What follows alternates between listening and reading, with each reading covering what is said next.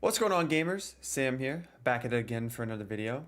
And in today's video, well, you might as well change my middle name to Drama because that's what my channel has become. I didn't intend for this to happen at all, but like I've said previously, instead of adding fuel to the fire, I really want to take a step back and just kind of introspectively look at all this drama and provide my opinions on it.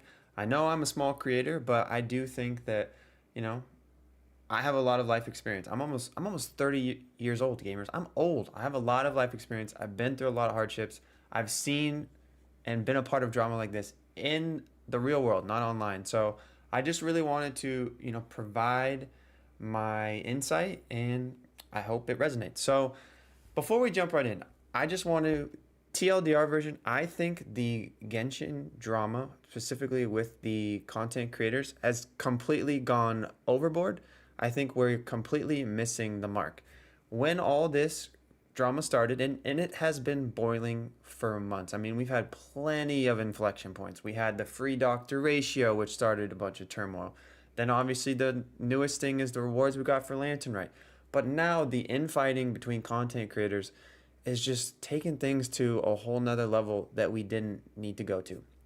So real quickly, Atsu had a tweet last night where he's just kind of talking about his perspective on the Tectone drama. He talks about how Tectone, is milking the viewership, and he thinks that Tectone is kind of down this self-destructive path, while he's just kind of stirring up drama within the Genshin community. I'm not going to read this all. I'm sure most of you have already seen it, or if you do, go check out Atsu's Twitter. Give him a follow.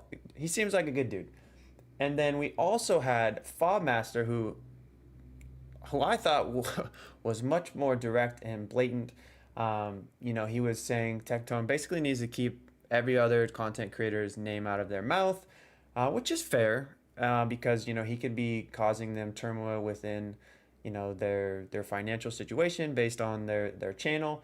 But he even went as far as to say that Tectone is was saved off the back of Miz and OTK. I think Fob, even on one of his streams recently, kind of walked this back. But this seemed very personal, and I did think it was ironic that he said, let's push for change without slandering people, which basically he had a 6-part Twitter thread where he did just that. So I really wanted to just say this accomplishes nothing, because at the heart of the drama was HoYoverse.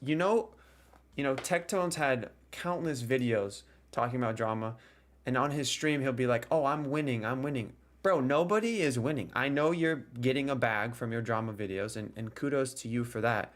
But at the end of the day, you want to know who's actually winning? HoYoverse. We went from the CN community having pitchforks and striking to infighting between content creators. This doesn't help the situation at all. We all were supposed to band together and try and get some change in Genshin Impact after 3 years. That was the main goal, at least in my mind, of all this drama. Now we've completely missed the mark. Now we're getting personal with each other. We're slandering each other. We're constantly just reacting to different videos and Twitter posts. Guys, it doesn't solve anything. Like, at the end of the day, we're all adults, some of us more so than others, obviously. We can all get along. MTash posted a really good video where he kind of gave his final, so he says, conclusion on the drama. And in part of it, like at the very end, he said, being a content creator is a very lonely space. He used to cover Destiny, and he said he used to, play raids and strikes and everything with his friends, his content creator friends, and they naturally grew a strong friendship. But within Genshin, he said, he never really felt welcome. Like at the early stages when he was making his guides and they were popping off, he was getting roasted by other content creators. They're like, bro, we all know this. Why are you making this content? What are you, dumb or something? But they didn't realize that MTash was coming from a place of, I've never played a gacha game. My audience before has never played a gacha game. I feel like a lot of people have never played a gacha game, so I'm appealing to the casual audience. And bro, it popped off. Like Genshin blew up MTash. So he knew what he was doing. So, I think that there's never gonna be, complete harmony in any community, in any situation in the world. There's always multiple parties. There's two parties in, the US politics. There's always going to be fighting, but I think within video games, like video games are meant to be enjoyed with your friends or your colleagues. Like playing video games by yourself can be fun. Sometimes you just want to have that, single player experience. You want to play God of War, smash people with Kratos, fine.